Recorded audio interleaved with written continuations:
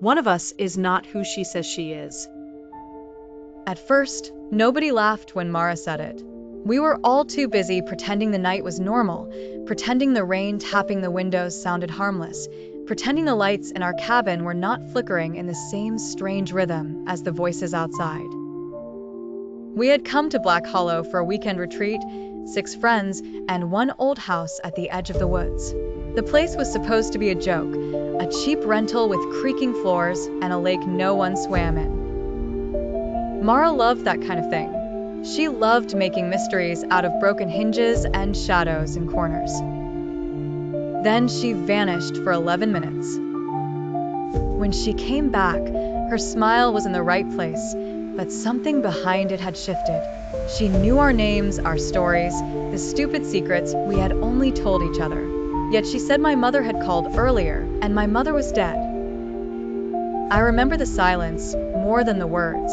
It was the kind that stops a room from breathing. We tried to explain it away. Sleep deprivation, a prank, the storm, anything that did not lead to the thought growing in all of us at once.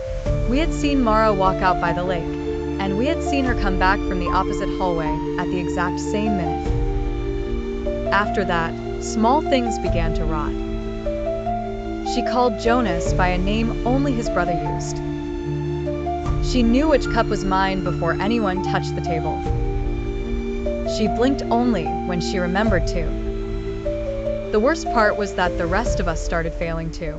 Lena forgot where she had put her phone, then insisted it had never existed. Ben swore he had not been to the attic, even though mud from the attic stairs was still on his shoes. One by one, our memories became unreliable, like someone was loosening screws inside our heads. We checked the house footage. The camera on the porch showed Mara crossing the frame at 2:14 a.m. The camera in the kitchen showed her there at the same time, standing still behind us without making a sound.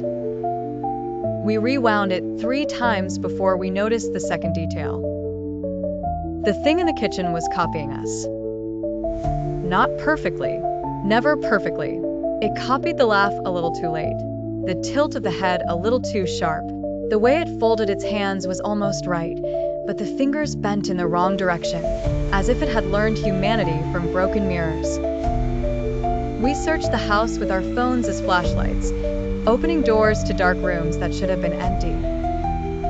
In the attic, we found a wall covered in photographs. Our photographs.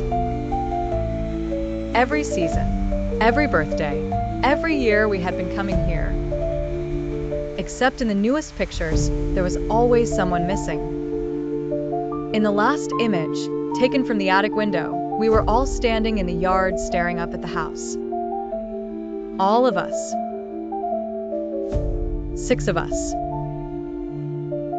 And behind the glass, watching us from the shadow of the attic, stood a 7th shape wearing my face.